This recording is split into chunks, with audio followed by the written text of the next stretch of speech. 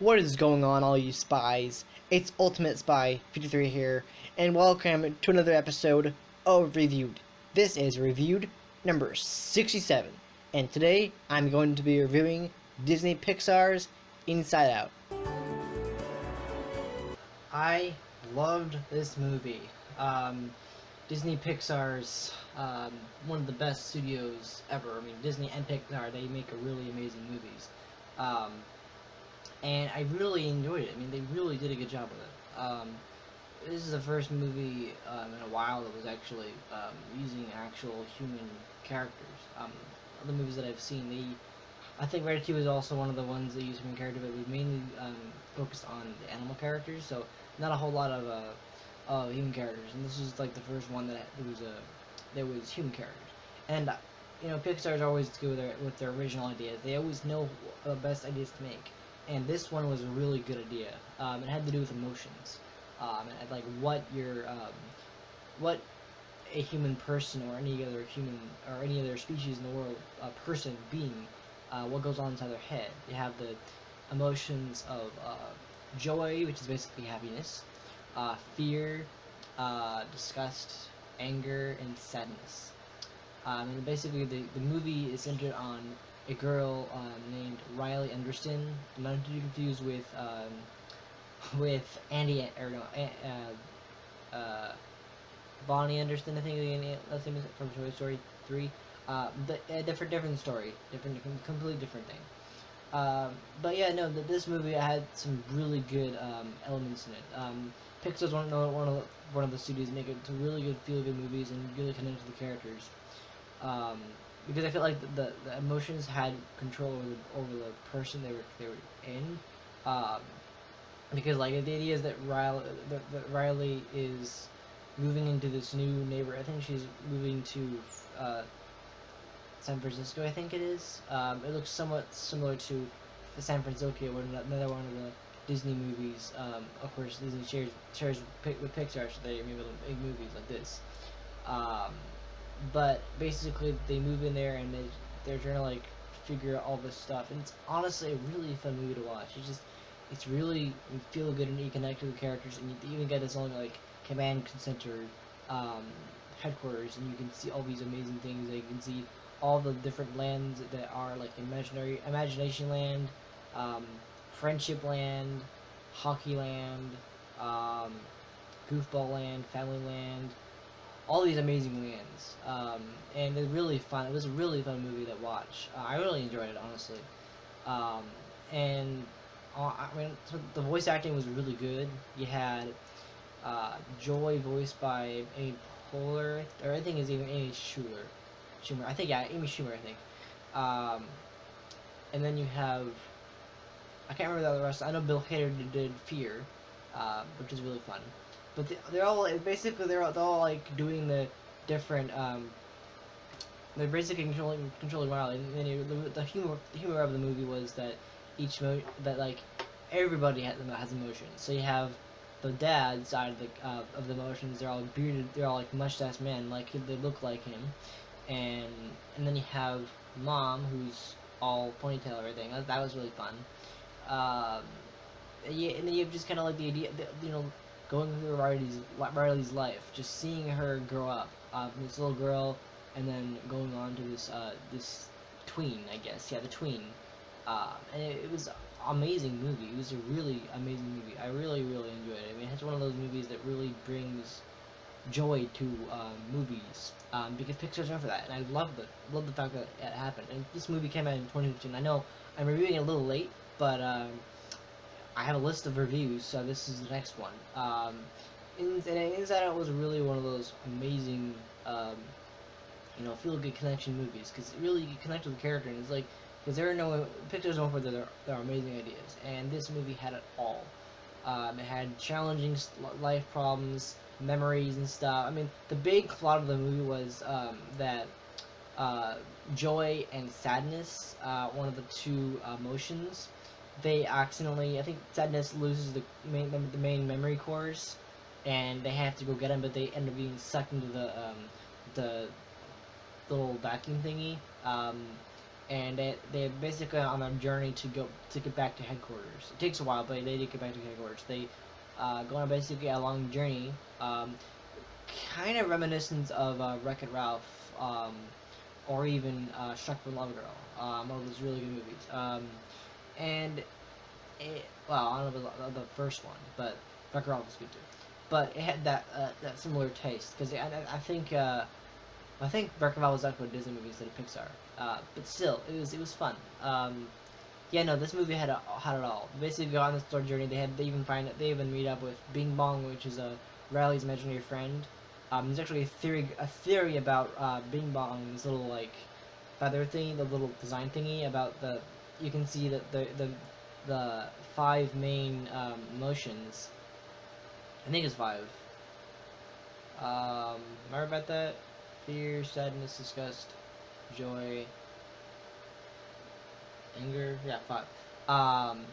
And you see that there's more than one, or there are more than five emotions. There's more than one five colors. Because you could tell by the color that there's more than one, but you can see there's more. There's like other emotions that the movie doesn't tell you about, and that's the secret about it. Apparently, there was a Pixar Easter egg in it with the piece of soundtrack. I missed it. Apparently, I had to look really closely, but there was apparently a piece of soundtrack in one of the orbs. I didn't really see it. But it had some good voice acting. The art style is always amazing. I always love art style because they're basically a journey to get to the back to the headquarters, and it takes a while because they have to go through the train of thought, which is a really fun idea. They have to go through this imagination land, which is like big, and then there's a big French fries, that was really fun. And all the while, Riley is having trouble with home. Like their house is crap. She's having trouble at school. The first day of school, basically her emotions cause her to like basically sadness plays with the button. Like each emotion gets to play with the controls, and that causes the outcome of how Riley feels, which is a really interesting idea. It's a really amazing idea for a movie like Pixar does, because Pixar is known for the really good movies, for the really feel-good movies, connection movies, and I love Pixar. They're an amazing studio. I just love them, and this movie had it all. I think I've said it before. It had it all with the storytelling, because it's good with storytelling. It tells a really powerful story about friendship, family, love. In fact, at the end of the movie, Riley makes a choice that she later regrets. Of course, under the influence of her emotions, but she regrets it. She like wants to run away because she thinks her life is miserable. So she wants to run away and take the bus, and like I think like she's not even that far when she realizes what she's doing, and she goes back. And some of the saddest moments happen, like Bing Bong basically vanishing, Joy actually crying for the first time, and then you have all the lands, the island basically being destroyed because Riley's emotions. She's making choices that impact the emotions of everything. Like she's on Skype. She sees that her best friend is showing off for another friend she met, and then she's like angry about anger gets the head of things, and he gets really angry about that, and he basically turns the controls and makes her really angry, and she's like, I gotta go, and she's really angry with that. And then her hockey, like I guess every time that she loses focus on something, it's because one of her emotions is like she's losing a memory, the emotions will accidentally lose the memories, and that'll cause those to go away. Like there'll be a memory, they'll lose that memory, and that'll cause Riley in actual real life to forget about that. And it was really funny because it was funny. Some of the funny parts were like the imaginary boyfriend. That was a really funny part. It's like I would die for Riley. That's really fun. It was really funny because actually Joe used that to her advantage when we're trying to get to the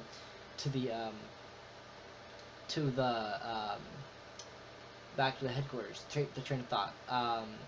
And there's this really sad moment at the very bottom of the movie, at the very bottom of the Forgotten Memories, Um, and it was between Bing. Well, they finally uncovered the wagon that is sung like song powered by song by Bing Bong. Basically this cotton candy fused with a lion, I think, fused with a the elephant. I think some all these crazy things fused together to make an imaginary friend, which is not surprising for a lot of things. But it had a really good vibe of connection. Um, it had that sadness part of the movie, like all the islands would collapse every time Riley makes a choice that impacts her life. Um, she just goes through all this crap and all this other stuff because it's hard for her. She's going through this state. And I feel like maybe it was designed for people with autism because I myself am autistic, so it has that effect on people. And it was one of those movies that really grabbed you. It really connects you, and I love the movies that have that are really powerful. Um, which all of the animation style is amazing. I love the animation style. I forgot actually I nearly did not remember this, but apparently there's always the Pixar legend because every franchise or every studio has a legend, and that legend is this one is John Ratzenberger, I think his name is. He's like every voice out. He does like every he's in basically every Pixar movie, literally every Pixar movie. He voices. He's the main voice actor. He does the voice of Ham from Toy Story, but he also does other ones, and he one of the brain one of the emotion like workers or something like that, because there's several scenes where we see workers kind of like doing something with the memories, and that was really fun. Um, but yeah, I mean, it was also really fun when we saw like, oh, well, it'll be no time then, and we zoom out, we see this maze of memories. Like, yeah, that'll take a while. Um, but yeah, it was a really fun movie. It was sad because it had that choice, those choices. Um, it is one of the saddest Pixar movies ever because they really made it amazing, and they like showed like they showed Riley grew up, her going through this hard life at the new school, um, all these amazing things about the movie, and I loved it. I love the fact that shows that emotion, and like just every emotion has. Oh, really interesting about the movie is that every emotion um, has they are able they can they're controlled by their own self. They're not controlled by any brain or anything. They have their own mind. They have a mind of their own. So sadness will kind of get into trouble. She'll make everything crazy. She'll cause the memories to turn sad, which is the kind of the big no of the movie is making that not happen, because that's a big thing in the movie was sadness getting in the way of everything, which is a big thing I felt. Um, but yeah, no. I felt a really good connection with this movie. It was really fun. There's even a short that they released. I don't know when it came out, but I think it was. Well, obviously you can find it for free. It's called Riley's First Date, and this happens after the end of the movie because at the very end of the movie we see Riley bump into, or I think bump into this guy, this other guy that's just really cool dude, dressing cool, like it's cap and everything, and he bumps into her, and we see because every once in a while there'll be at the end of the movie where they'll zoom into the character's head, and they'll see the emotion, they'll see the emotions like whatever they're doing in the head, and the kid, he was like he's like all the emotions were going crazy and everything. It's like girl, and it was funny to see that happen. But also this short happens right after that right after we see them like meet, quote that, not really meeting, just kind of like see each other, and then I guess they can become, and then he comes over. The mom thinks that it's a date, but Riley's like, it's just a friend, and they're going out to hang out as friends. But it was really funny because the dad asks the kid, Jordan his name, what he likes to do, and he's like, I don't know, stuff. It's like as every person's thing, they just like to do stuff, and obviously when they go into the head, they see, oh, he likes to do like rock and roll. I mean, I love the fact that the movie actually goes into each person's head and actually shows what the emotions are doing. Like they're in control of the control thing. They're able to control each of them. That was a big thing about the movie. But also just exploring what happens inside your mind. Like what happens when what are your emotions doing in your mind. That was it was an interesting movie because I love Pixar with original ideas. They never run out of original ideas. They're always making amazing ideas. I mean, oftentimes they're making sequels, but oftentimes they're making original ideas, and that's what makes the studio so special. Is that they make amazing original ideas, and that's what makes just a special movie. Because it has a connection. Because like Pixar is the idea of everything's connected, or like some things connected with certain objects. Like the Pixar, like the Luxo Ball or the Pizza Truck, anything like that. It's always connected, and that was what I really liked about the movie. So overall, I'd say I would give it a solid 10 out of 10 because of what I thought of it. It was a really good movie. I really enjoyed it. It had so many connections. The voice acting was good. The animation was good. The character design was amazing. The art design of the movie was just brilliant. Bing Bong was really funny. We even had this little clown because there's a scene. There's a really funny scene where they're in this backstage area and they're like basically. I think they're basically. Riley's there's a part of the movie where they're trying to get through. They're trying to get back to hardcore divorce and trying to catch their train of thought. And every time the Riley goes to sleep, they have to figure out how to get, because they have to like figure out how to get her on to sleep. So they have sometimes it's a good thing that Riley goes to sleep, but other times it's really bad. So they have to wake her up. So they go to this place where there's all these workers directing a memory, basically directing a memory from Riley's day, which is weird. Or I think it's a memory that could happen, but like Riley doesn't want it to happen because she's like a nightmare or something. So basically, one of the scenes is where they have all these workers in the classroom. They have it set and they make it look like everything's like that. And they put the some kind of filter on it, precision filter, the precision filter. I don't know what it's called. And they put it on there, and it makes everyone look like a human, basically. And then you have like weird stuff where you see it's basically like a what if thing, like a nightmare. They put like, oh, her teeth are falling out, she's not wearing pants. It was funny. And then also have the unicorn from like a movie. Like basically there's a thing where they're like, okay, we're gonna wake her up. So they have this dreamland. This really funny. It's like, huh, what an interesting idea. So they have this dream sequence, this dreamland sequence thing where they go to that have always like movies where it basically dreams that Riley's had that have been made into movies or productions or something like that. And basically they're all about that. They're basically Riley's dreams or something like that. And one of them is that thing where they're trying to wake Riley up.